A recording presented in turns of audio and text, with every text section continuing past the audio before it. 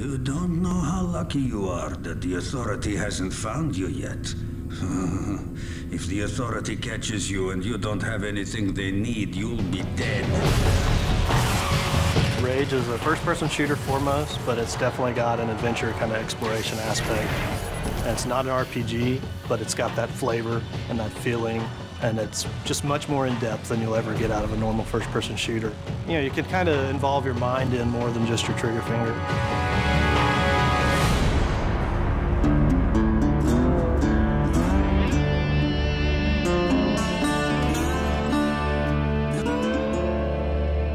Bad guys in the world, you know, we have everything. There's some bandits around the corner.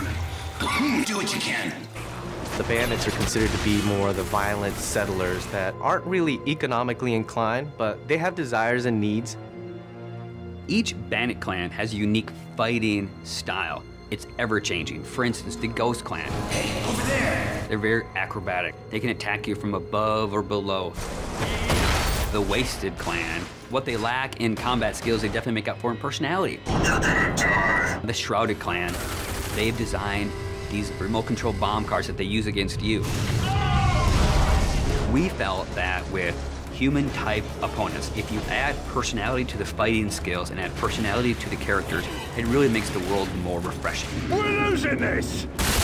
But if you fight that enemy for 12 hours, I don't care how cool he was in hour 1, it's not going to be so cool in hour 12.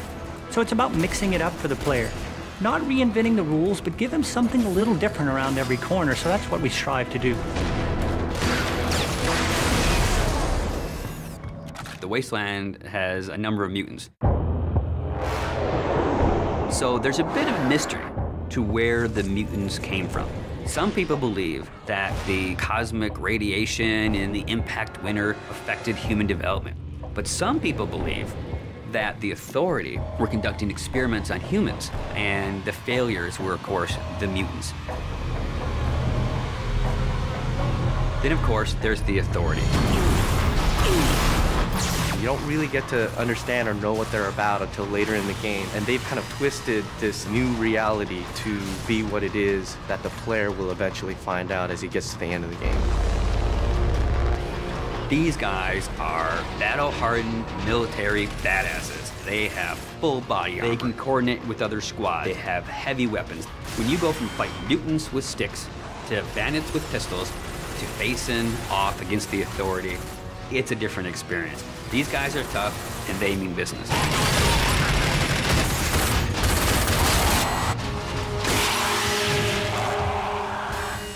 It is famous for having incredible graphics.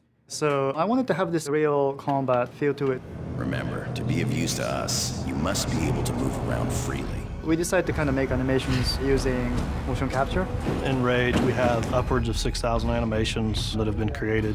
One type of character may have 300, 400, 500 animations that go with them. By applying those animations, the character is starting to look a lot more interesting. You also look interesting. When you're actually in combat with an AI, they have multiple layers themselves.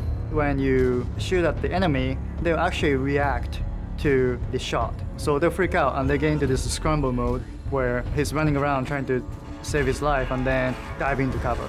And this is not really scripted, it's just based on what you've done to the enemy, which will change the AI state, and then they will play these different state of animations.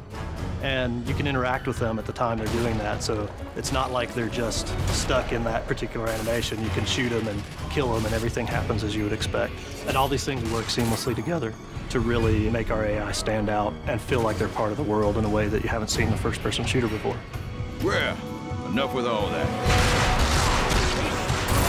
When the player's interacting in a combat scenario, the important thing to do is give them choices. And there should never be a dead point when they're only thinking, oh, I'm just holding the trigger down to kill these guys. Unpredictability and the element of surprise makes a great enemy. It's when you enter a room, you think you know the situation, and the AI does something that you don't expect. Because I don't want them thinking of it as AI. I want them to think, wow, that's the best combat experience I ever had. Show me what you can do, and get the hell out of here.